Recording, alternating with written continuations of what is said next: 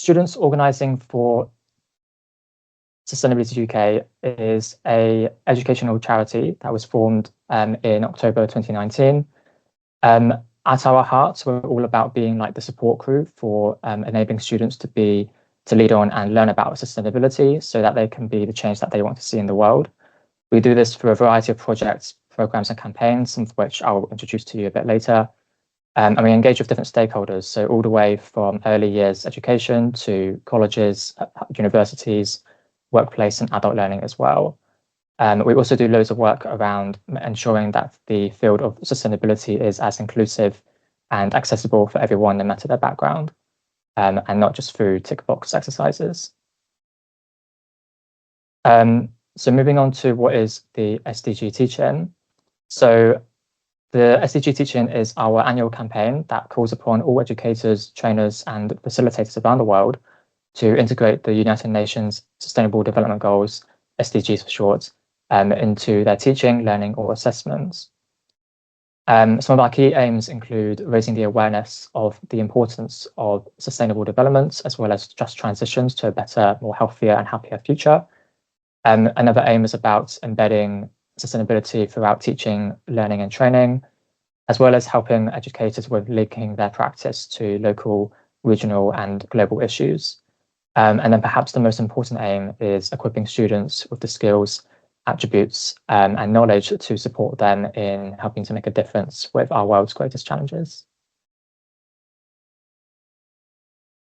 So one of the reasons why we delivered the SDG Teach In is because we know from research and surveys that the student demand for sustainable education is constantly growing. In 2020, our sister organisation, SOS International, surveyed about 7,000 students from around 100 higher education institutions around the world. One of the key findings was that 90% agreed that sustainable development is something which all universities and colleges should actively promote. About 3/4 of those surveyed also said that sustainable development should be actively promoted, not only by the university, but also through their actual courses, and not just your typical green environmental science or geography courses, but everywhere. And then this is despite 1/4 of the respondents saying that sustainable development was only like covered in depth within their courses, and about 40% said they had little to no coverage.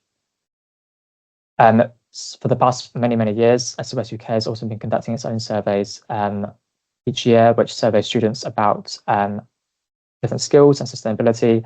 And consecutively throughout those years, we found that there is a consistent majority of students that are demanding greater spread and integration of sustainability in their education.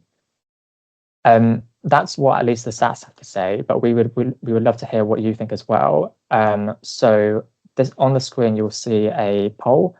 If you have access to a smartphone, please do scan the QR code on the screen. If you don't have access to a smartphone or it doesn't work, then feel free to type in slido.com on your web browser and then type in that hashtag code, hashtag 1249534, and then you'll be presented with a question that says, why do you think sustainability education is important? So I know there's a variety, and it's amazing to see such a variety of people in this call. So you can be as specific or broad as you wish. Don't type in the code in the poll, but do type the code into the web browser for slido.com to access it. I'm assuming that's an error. But yeah, so feel free to think any ideas. We'd be lovely to hear what you think about why you think sustainability is important for education.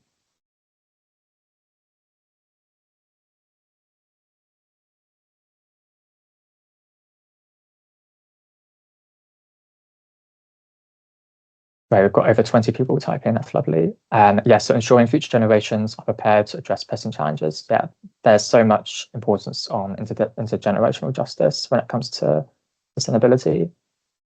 Role modeling plays such a big role as well. Students really do deserve to have a fit for purpose education, as do staff as well as animals as well.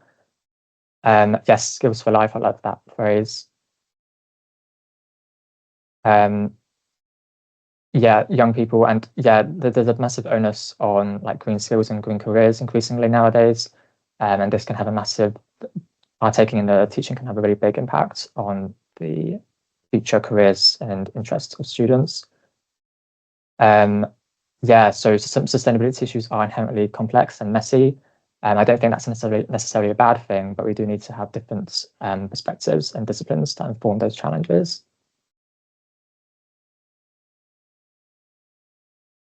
Yes, definitely putting learning into context. It's not just about abstract knowledge, but actually real world issues and solutions and approaches to address those issues. I'll give it another 60 seconds. Yeah, so behavior change and culture. I think culture is often the missing link when it comes to sustainability. A lot of people say how the climate crisis is a crisis of creativity. I definitely like that phrasing. Yeah, climate change, that is just certainly one of the biggest issues among many others as well. Brilliant. Okay, so feel free to keep on adding those thoughts to the Slido. We will be sharing these afterwards as well. So that's all good. Yes, my final point I would say is, yeah, curiosity, I think, as well, is like a key. It's a great value or approach to take to new things. Yeah, definitely. Great. So thank you so much for that. Moving on to the Sustainable Development Goals. So this is the framework that mostly underpins the SDG Teach In. The United Nations Sustainable Development Goals, SDGs for short, are 17 goals that were agreed upon by all United Nations member states in 2015. And they basically seek to define the international agenda for sustainability from 2015 to 2030.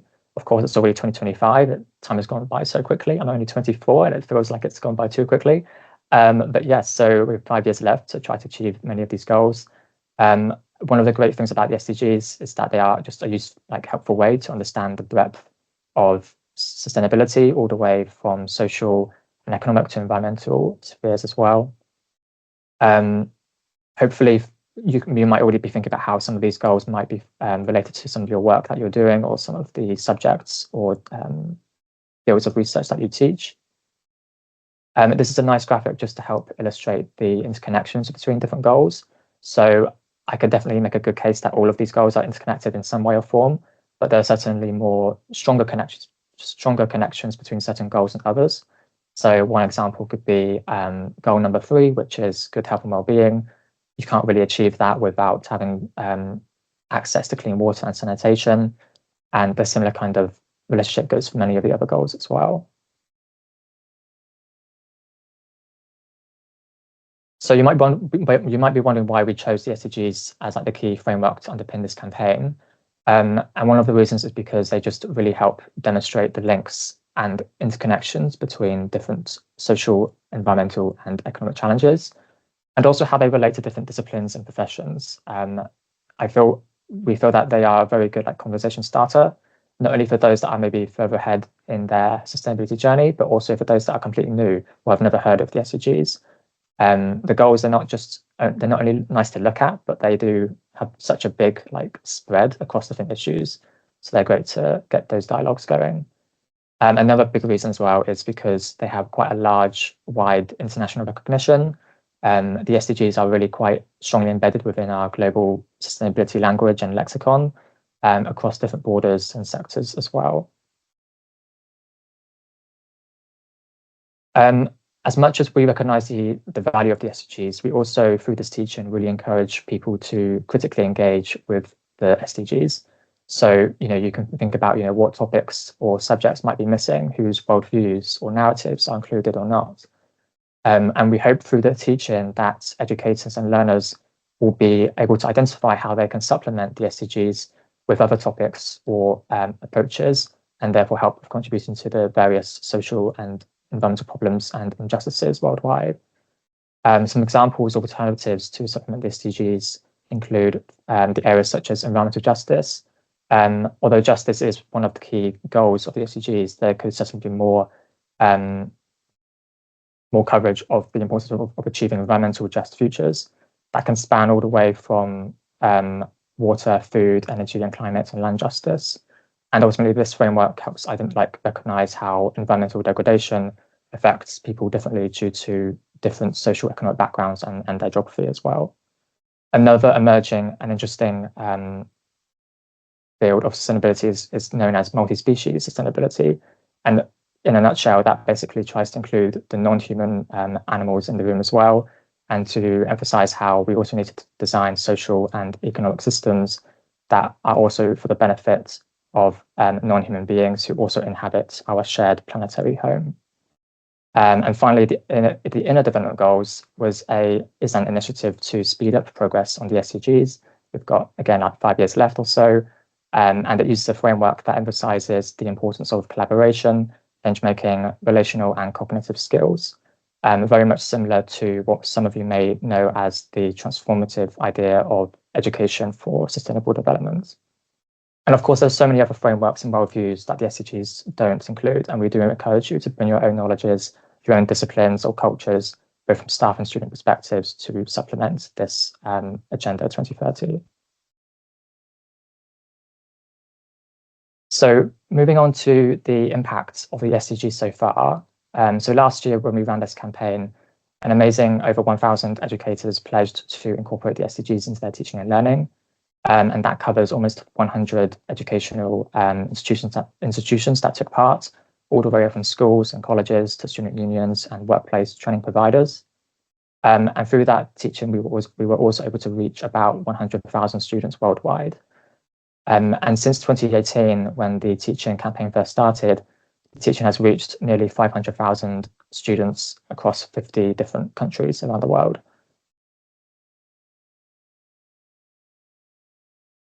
Last year, although the majority of educators were based in the UK, the teaching also engaged people from across about 33 countries, some of which are shown on this map, but not all of them because it would be far too messy to read. But you can see which countries and further details about the reach from last year in our 2024 campaign report, which is available on the website. Last year, the most popular goal that educators embedded was goal number 13, which is climate action. Another popular goal during that year was also quality education and sustainable cities and communities. And good health and well-being was also the most popular in 2023.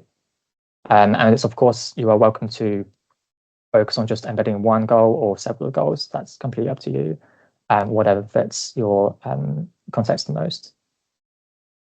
And just some background on the different stages of education that we reached. So about half of the pledges were made by educators within higher education, and a similar amount were also made by those within further education. And about 1% were from primary and secondary schools.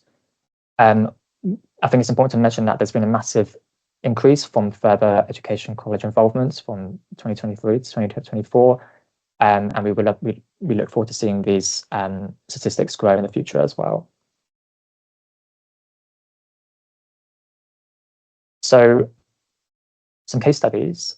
These are just really useful to give you an insight into how other people across the world have implemented this teaching in their practice.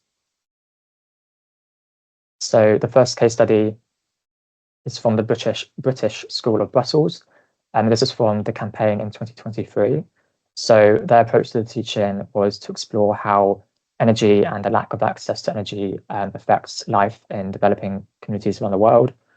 And with their students, as you can see from that lovely picture, that they discussed the importance of renewable and affordable energy, and they used interactive activities to map how climate, life on land, and water-related SDG goals are interconnected, and how and why health and education really do rely on good, clean access to energy. This is also a lovely quote from the teacher, who said that the children's learning was focused on practically applying the science of solar cells to tackle real-world issues in real communities. Their creative ideas and genuine wish to find good solutions for the challenges faced by being off-grid provided a great model for the future of education and learning. And one of the things I really like about this case study is the interactive mapping elements of it. And we definitely encourage you, where possible, to deploy creative approaches to engaging your students or staff, which can be a very enriching experience and memorable as well. Another case study is from Durner Primary School in Glasgow, again, as part of the 2023 teaching campaign. So as part of this example, the school engaged all students from nursery to primary levels to basically complete various different like sustainability related activities, and that they could do by themselves or with a member of their family or as part of their wider local community. And in return, the students would gain like bronze, silver, or gold awards as like a help with the engagement and incentives. So each year group were given like challenges that they could choose to complete, and those challenges covered topics all the way from areas like literacy, art and design, to outdoor learning and more. And to ensure equity for everyone, some of the activities that they were asked to complete were additional support was given by the school to help with that. And this is a quote from a teacher at the school who said that all parents were invited and saw families on a guided walk along our canal and litter picking. Families were also taught about sustainable infrastructure and the importance and the history of the wonderful Glasgow Canal. Overall, the day was a huge success. For me, I think one of the unique parts of this example is that it is involving not just students directly, but also their wider families and parents and spheres of influence ultimately. And it's a really nice that it was an outdoor activity as well. So you can consider this, or perhaps gain inspiration from this if you have that capacity, or if you wish to maybe implement some of the SDGs into any upcoming outreach events or activities that could be happening in your education providers.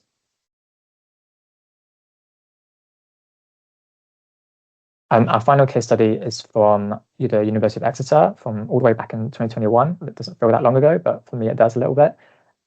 So as part of this, their approach to the teaching, they used like group projects about the potential and limitations of mathematical modeling, computing and data science tools for addressing social and technological challenges related to the environment.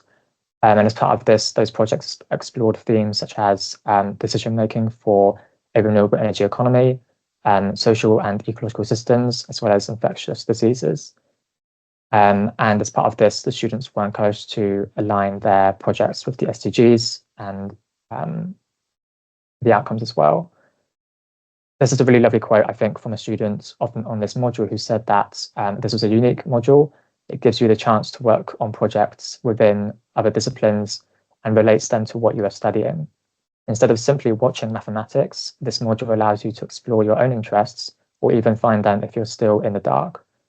Mathematics opens many doors, but it was through this module that I decided which doors to walk through.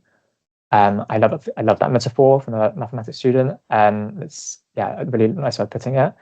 I might just flag as well that we have a online resource bank that anyone can access, and includes a variety of materials that to support educators with embedding the SDGs into lesson plans or activities in classes. And that does also include lots of resources for disciplines that aren't typically known as environmental related disciplines. So there's loads of resources that you can look at for subjects such as mathematics, physics, chemistry, business, and so on. And we encourage you to look at those, but I'll be talking about that resource bank a bit later as well.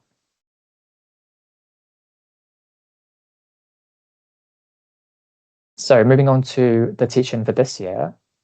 So the teach-in for this year will be from the 1st to the 31st of March.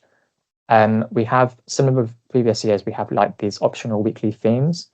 And the purpose of these themes is just to help you with like breaking down the very big, messy field of sustainability and approach it in a way that might be more feasible. And they are completely optional, so it's just like a guide. And it's just a way to help you like think, oh, okay, I can join this week, I can focus on this, join that week, I can focus on that. In the first week, it's mostly focused on environmental sustainability. The second week, we'll be looking at social, and then week 3, we'll be looking at economic sustainability as well.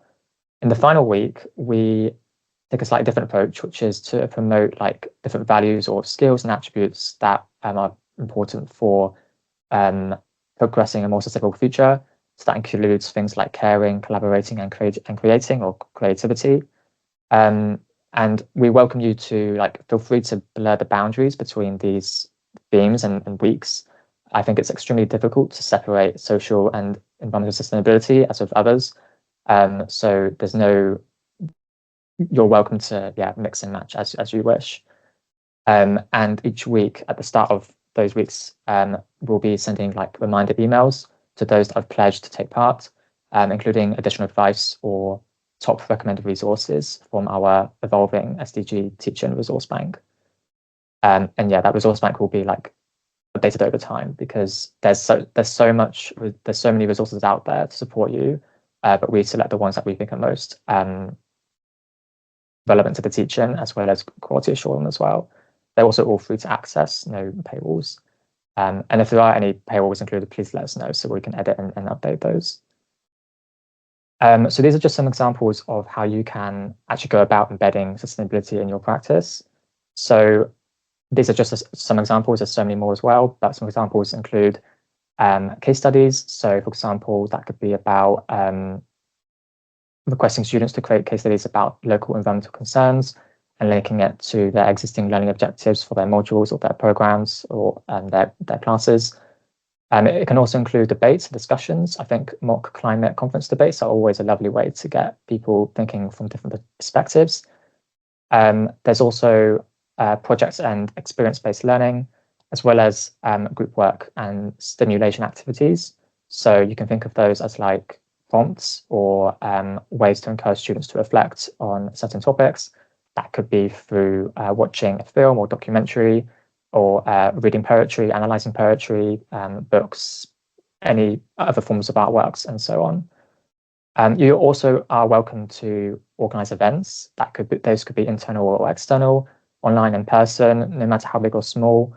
I think events are also quite a useful way to like engage with different stakeholders and just further the reach of your impact with the teaching. Another big part of the teaching is that it's not just about students, but also very much for staff as well. So there could be existing continuing professional development opportunities in the pipeline in which you can embed and align the SDGs with, and likewise with wider institutional processes such as strategy or quality. And that's also where you can think about how they can be improved by aligning them with education for sustainable development. And as mentioned, the resource bank also includes various material support for encouraging these kinds of approaches to teaching. And we definitely encourage you to look at those as well.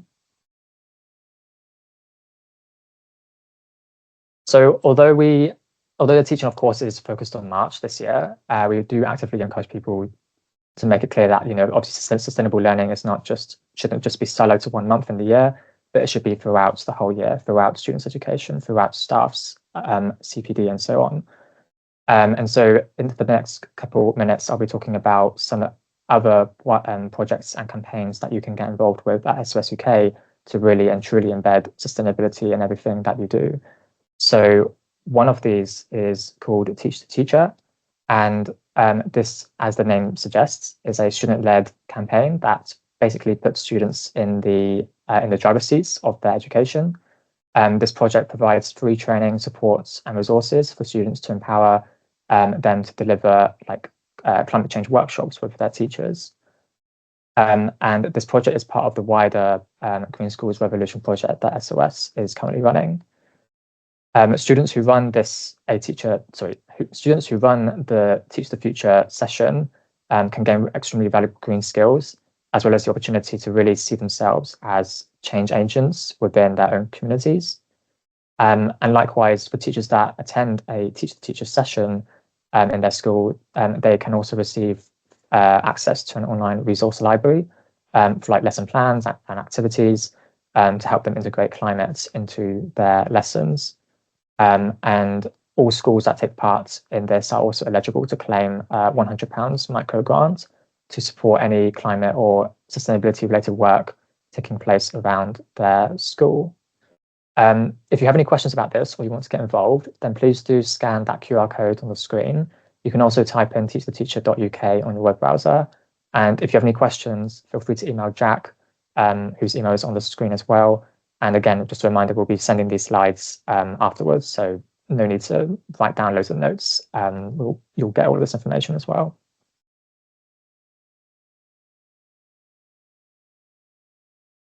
So as we've been speaking about already regarding education for sustainable development, this is something that should exist all year round.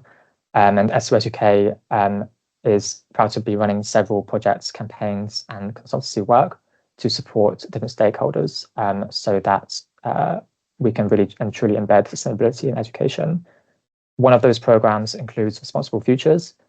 This has been running for the past 10 years, and it's a tried and tested program, which basically is a whole institution approach to embed sustainability throughout the formal, informal, and subliminal curriculum of further education and higher education institutions. We also have a campaign called Teach the Future, and this is basically run by school students to reform educational policy, the built environment, as well as prepare the current and future generation for the climate and ecological crisis in the UK. Another example of projects that we deliver is the Learning Academy. So this is where we provide, for example, bespoke support and various other forms of learning designed to progress sustainability in the education sector.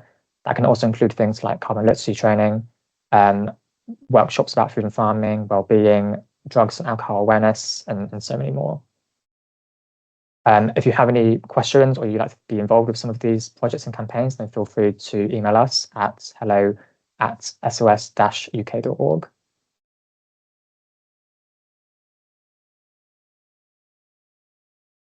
A final project that we wanted to spotlight in this webinar is the project called Student-Led Sustainability Curriculum Mapping. So this is a package that SOS offers to enable students to map their own courses or modules or subjects in line with the SDGs and how much of their courses are covered by the SDGs, as well as sustainable education for sustainable development skills. This methodology was developed in partnership between the University of Winchester and the National Union of Students, and it's a project that we deliver at SOS-UK. Some of the benefits include garnering greater institution-wide engagements with the SDGs, as well as a really useful way to identify what are often unknown pockets of good practice or things that other staff members are unaware of that are happening with the SDGs in your institution. It's also a fantastic opportunity to upskill students on leadership and development, as well as auditing. And it's also been shown to help with increasing buy-in from the faculties, departments, as well as greater support for academics with this kind of work. And again, if you're interested, feel free to email us at hello@sos.uk.org.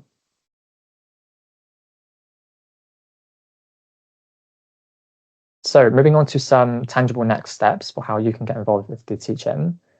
These are next steps not only for educators, but also for staff as well, not only for educators, but also for students, which we'll be getting to in a minute. So starting with educators, please do complete our online form so that you can pledge to take part in the SDG Teach In. You can pledge via that form all the way from today until the end of the 31st of March. You're also more than welcome to promote the teach-in to your colleagues and wider networks with our official SDG Teach-In external communications pack. That includes, for example, promotional email templates, email signature to show that you've pledged to the SDG Teach-In and to encourage others to do so as well as social media graphics and copy that you can share to your networks. I also want to mention that there may be some of you here in the call that have already embedded one or several of the SDGs into your practice. And if that's the case, then please do still pledge, because we would love to know and spotlight what's already happening around the world regarding this kind of work. And likewise, feel free to also browse our resource bank to see how you can go further. As mentioned, sustainability is a lifelong learning journey. So there's always different ways that we can improve the things that we do in an iterative fashion. You may also contact your local Enactus network to collaborate with them. So for those that are unaware, Enactus is an international social enterprise that has a mission to engage the next generation of entrepreneurial leaders. And they have about 35 country networks around the world. And you can contact your local network to help spread the word, not only about the teaching, but also how you can actually collaborate with other institutions worldwide, around the world and in your networks. And a link to that Enactus website is on the screen as well, which will also be shared in the follow-up email for this webinar. And of course, we also extremely encourage you to share any stories or examples of how you're taking part in the teaching on social media by using the hashtag SDG Teach In 2025. Towards the end of the campaign, we'll also be sending surveys to those that have pledged for not only your feedback on the campaign, but also a chance to share any examples or case studies of how you took part in the teaching. And we can provide case study templates. We want to make this as easy as possible for you to engage with. And yeah, any examples of how you've taken part is extremely welcomed. We also accept photos, videos, and so on. I should also say that as a form of friendly competition, we will be publishing leaderboards on our social media throughout March to feature institutions around the world with the most educators that have pledged, as well as the students that have been reached. That's just friendly competition, just a way to help with seeing what else people are doing and sharing the love with the SDGs basically. Moving on to students. So there may be students on the call or listening to the recording who would like to take part as well, and if so, then that's amazing to hear. So you can also promote the teaching to your teachers or your lecturers or workplace facilitators using our ready-made emails and social media graphics in our external comms pack. And as part of that, we encourage you to also tell your teachers, why do you want to learn about the SDGs and how also maybe you'd like to learn. And you're welcome to be creative using artwork, maybe outdoor learning, creating videos, role-playing, debates, discussions, and others. So that concludes most of the presentation so far. Are there any questions?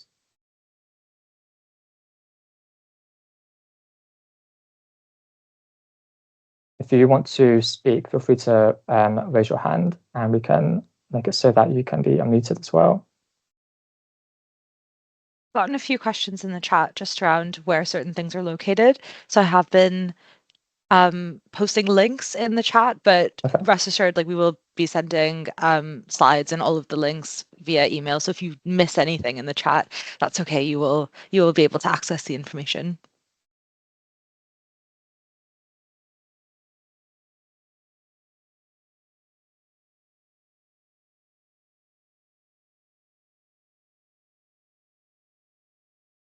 I guess one thing I will add as well is we also do reporting on the campaign.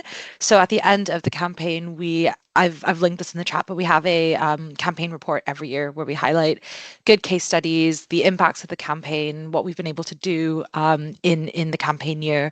So when you do consider sending us a case study, there's also potential for that to go into the campaign report, which is something we really love to do. We really love to showcase all the broad range of work and initiatives that take place within the campaign period. So please do consider sending us case studies because it's very well received and appreciated.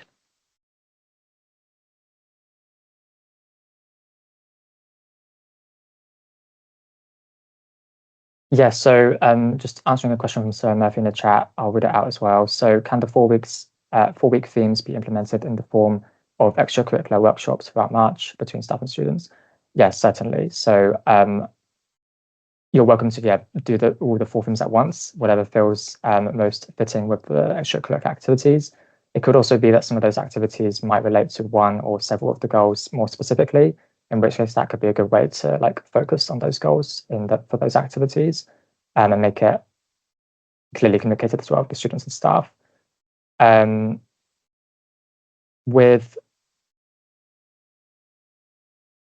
So just also to answer Claire's question about the resource bank. So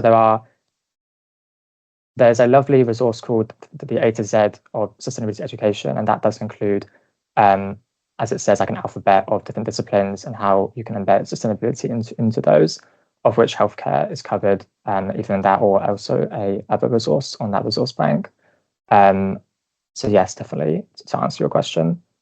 And just to add to that, Claire, we've had lots of educators in the past who've worked in healthcare education participate in the teach-in. So previous impact reports will definitely have some examples on healthcare case studies, and then I'll also have a think to see if I can remember anything concretely. But we've definitely had a healthcare submit case study, so it exists. And a question from Rachel about the staff leading on the project within an organisation. Are we able to ask for a list of those who have pledged? And it creates an extra barrier for staff if we need to fill in 2 forms. Yeah, I completely understand that. So as part of that pledge form, we include a question at the end that says, which of these options do you agree with? Of which one of the options is, do the pledgers mind their contact details being shared with their institution lead contact? So we include that as an option for pledgers, just as to get their consent. But yes, there's definitely ways that you can find that information. Yeah. So I would just encourage, when you're sharing information about the teach-in with your colleagues, just encouraging them to consent to that so we can send you the names. Otherwise, we won't be able to send you the names, but we can tell you the number of staff from your institution who've pledged. But if they don't consent to sharing their information, then we won't be able to send you the name and the email of who exactly has pledged. So it's always best to encourage them to consent to them, so you can have, like you say, know who's involved and kind of work with them for the campaign, but also more widely.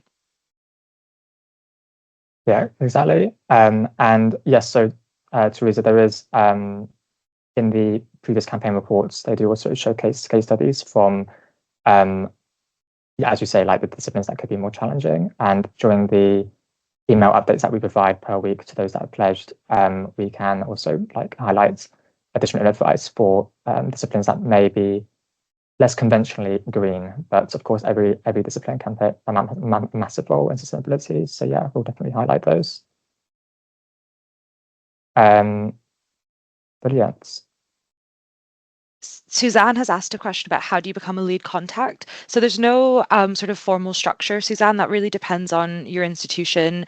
Sometimes institutions just share the teach-in and then educators pledge. Other times there might be someone within a sustainability office or someone who works in sustainable development that might take a lead on promoting it within their institution. But there's no formal structure that you have to follow.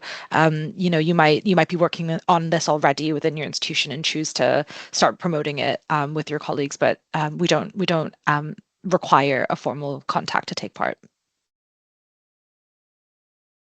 Exactly, yeah. And thank you so much for those kind words from people. Just to build off what David said in the chat as well about how most of their teaching is about sexual and reproductive health. And they also say that the SDGs are so appropriate across those disciplines in so many intersectional ways. And I'll say that oftentimes when approaching sustainability in education, there's already a lot of existing work that's happening. And sometimes it's just a matter of actually realizing, oh, this is related to this goal or that goal, or this alternative worldview. And I feel like the teaching is a great way to like not only recognize those pockets of existing good practice, but also try to like amplify them. So if you want to like share what you're doing as part of that teaching and how it relates to SDGs, then feel free to like send us stuff, tag us on social media and so on. We really do like want to make the most of this opportunity to kind of spread the word about how sustainability is relevant to pretty much everything in a way that is in a digestible format and doesn't overwhelm people. On that, I also want to add the teach-in is such an interesting avenue to also trial new things on a small scale. So if you have an idea, or if you're really excited about a specific topic, trying to see how you can fit it into a discussion that you're already having, or an assessment that you're already doing. It's a really interesting place where you can try different things with sort of low risk in a way. So definitely want to encourage you to innovate if that's something that's interesting and exciting for you. Nina's asked, who do we email to get a list of people taking part from our business? Yeah, so you can email the SDG Teach In address, which we'll put in the chat, and that's also on the website and in all the comms that we'll send over.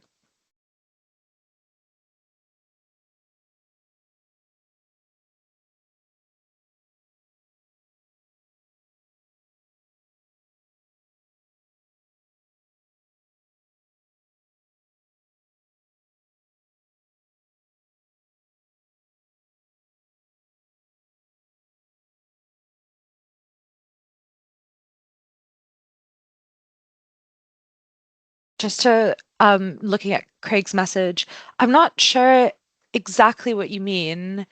Or perhaps you're talking about curriculum mapping, and if so, yeah, it's really interesting project that we work with institutions and their students to deliver, and we actually do really thorough training with the students ahead of the actual mapping process so they can understand how to eliminate any biases. But I think there's also a lot of benefit in having the student perspectives come across really clearly in curriculum mapping initiatives. But we do work with students to make sure that there's no biases in those ways, but there is their perspective and their experience that's highlighted in the project. If you're interested in chatting more about it, Craig, and learning more, please do get in touch. We'd be very happy to chat with you.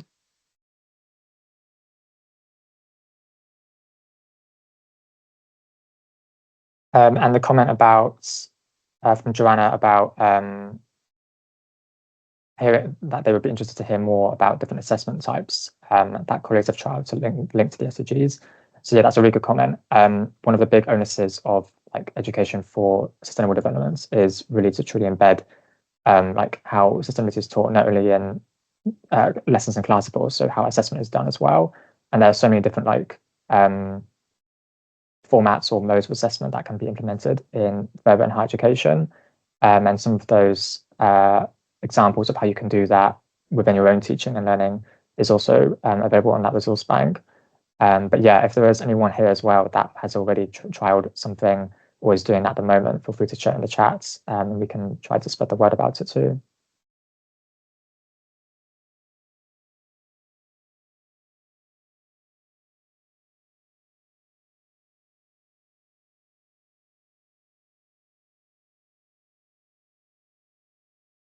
Just to respond to ASAL's question, I'm sorry if I've mispronounced your name. So when you pledge on the pledge form, there's a number of different questions that we ask. How many students do you teach, or how many students will you reach? What kinds of SDGs you want to prioritize or focus on? What your discipline is, what your institution is. And then one of the questions is, do you consent to this information being shared with your institution? So everyone who pledges on the form has to answer a set of questions. This helps us to capture impact and data, important data that we can then use to understand the campaign, but also to be able to share information back to institutions.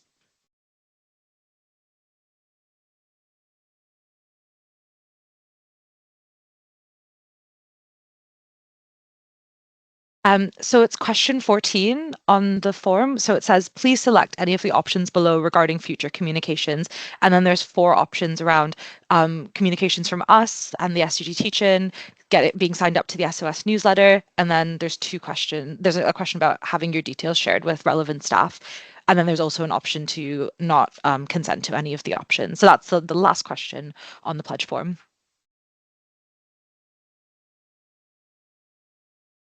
And just to add to a comment from Laura about how, although they're not in a teaching role, they can see how like the value of this for of the teaching for not only in formal education systems, but also even beyond that as well. And yeah, so some of the examples that Laura's listed include, for example, volunteering, litter picking, tree planting, as well as other sessions related to energy and climate.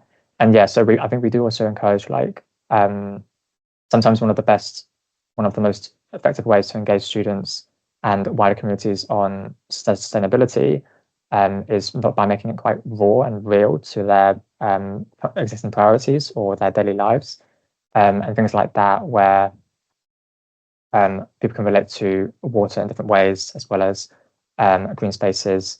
It can just shine a very good light on how sustainability is already part of our lives. And it's just a matter of seeing that and further developing those relationships with other people and the environment. And one of the really nice resources actually in that resource bank is from the University of Derby, who created like a handbook to talk about giving practical guidance for anyone on how to develop greater like nature connections. And in that guidebook, there's also like various different tips or advice and activities that you can definitely implement within the classroom or as well as outside, to get people like coming to terms with those kinds of relationships that we have with nature and building on them as well.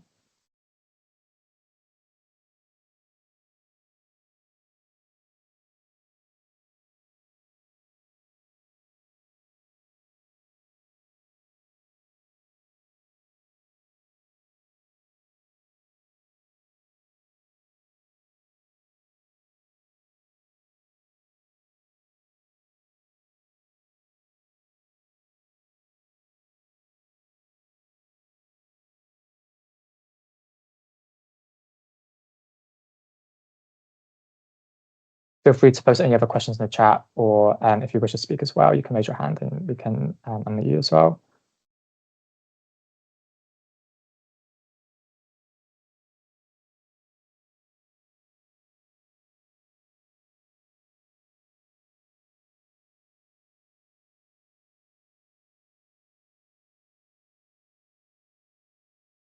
That Derby resource, so it is on the, if you, I can add the link in the chat to the resource bank.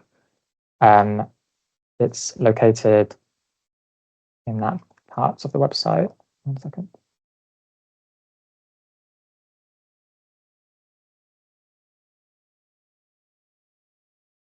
Yeah, so at the very bottom of the SDG Teach In resource bank, we have a section that includes like open access publications on related to education for sustainable development, as well as eco-centric education. And the second bullet point includes a link to that resource. And as part of that section of the resource bank, we also include like a wider selection of academic material that goes into like the ideas of ecocentric education in more detail. I'm aware there may be some researchers on the call as well, or PhD students who might be interested in this, so you're welcome to browse those. Of course, there is only so many resources we can promote, but these are ones that have been like carefully selected by us and that we think are most relevant for people to not only get started with sustainability, but also to go further in that journey as well. We've also included like resources themed by different weeks, so environmental, social, and economic, as well as creative kind of resources as well. And at the very start of that resource bank, you'll see like tailored sustainability resources to specific subjects or disciplines and age groups. And we've done our best to make it clear, like if you, for example, teach in a primary or secondary school, here are some activities that can help with taking part in teaching here, and others as well for different levels and types of formal and informal education.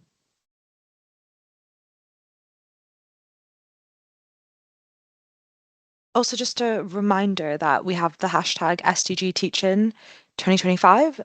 So if you are posting on social media, on X or LinkedIn, please do tag us, use that hashtag, because we will be looking at it every week and we'll repost what's happening around the Teach In and your examples and your social media posts through the SOS account. So we would love to regularly post updates on what's happening. So please do use the hashtag.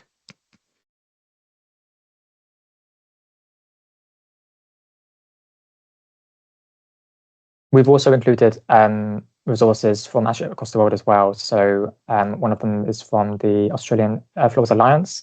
There may be some lawyers or legal scholars in the room who that might be of interest to, and as well as like different multimedia resources as well. So they're not all just text, where text can be a bit heavy sometimes. There's also like interactive videos and other webinars from across the world about different topics related to sustainability and beyond as well. Sarah, so you do not have to do a workshop or teaching session each week. It kind of depends, I guess, on the context of your institution. But let's say you're from a university and you may have like limited capacity to engage with the teaching. There is existing ways that you can like embed the SDG goals into what's already in the works, what's already scheduled to happen as part of your schedules. So yeah, and we've designed the teaching so that we want to make it as easy and accessible as possible for people to take part in it, because we know just how limited capacities and resources we may have when it comes to education systems.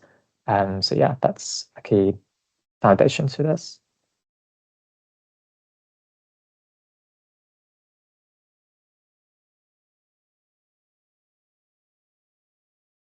Sorry, yes, I think we are moving away from right? X. I don't think we have an X account, so apologies. I had forgotten. LinkedIn and Instagram, best ways to reach us, best ways to post what you're doing and how we can share it. I think we will. I don't know yet if we have a Blue Sky account just yet, but we'll communicate that when that is set up.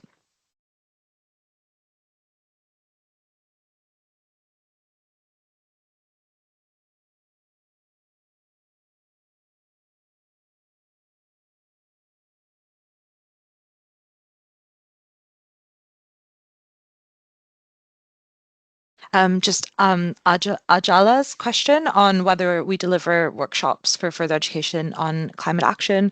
So we will have a reflective webinar at the end of the session, at the end of the campaign in, I think, April. And that's where we'll share lots of case studies and the impact of the campaign. And so we'll have lots of examples from further education that we'll share. But I think the best thing to do is sign up to our newsletter, because we often have events that take place, online, in person, and it's just the best way to kind of keep in touch and see what's going on, and access resources through our work as well. I'll just post a link to how you can sign up to the newsletter in the chat now.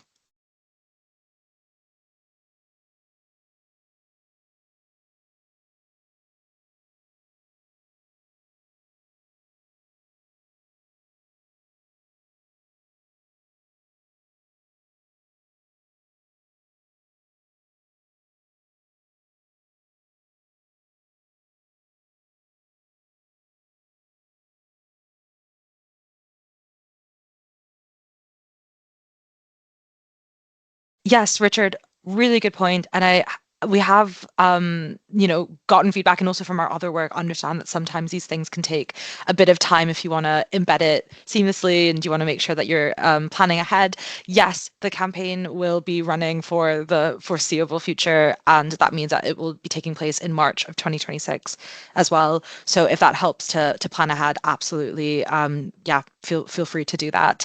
You can expect that the campaign will take place in 2026 as well.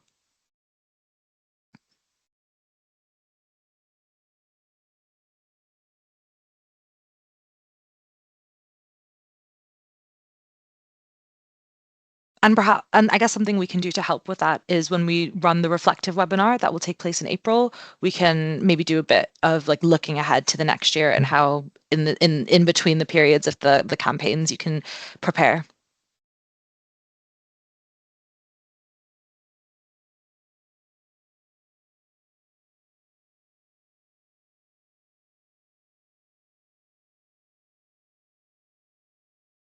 Yeah, so, oops, there we go. Matthew, did you want to say something?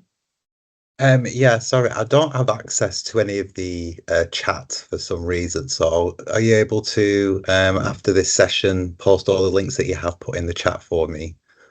Because I can't see any links that you've been posting. It's just the last chat I've got is from 11:30. Yeah, that's completely fine. We'll be doing that. Yeah, no worries about that. Thank And you very much. thanks for letting us know about that as well. Thanks.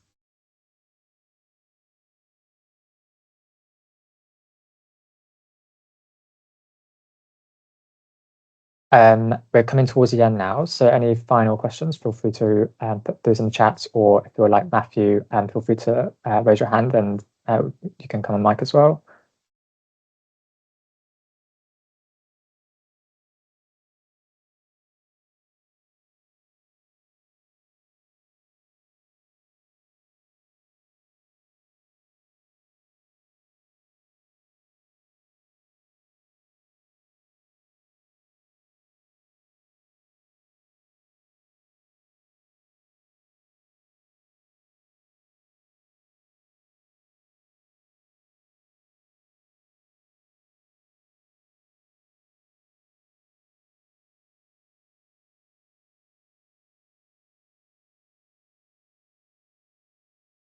Great, thank you so much, everyone, for your kind questions as well. Whoops, there we go. Yeah, so if you do have any follow-up questions that you think of right after you leave this call, I know I always do when it comes to things like this, then feel free to email us at sdgteachin@sos-uk.org. And yeah, as mentioned, we'll be sending the recording to those that sign up for this webinar. We'll also be sharing it on our social media as well. And yeah, thank you so much for joining. And I thank you so much for those kind words. It's really nourishing to hear. Yeah.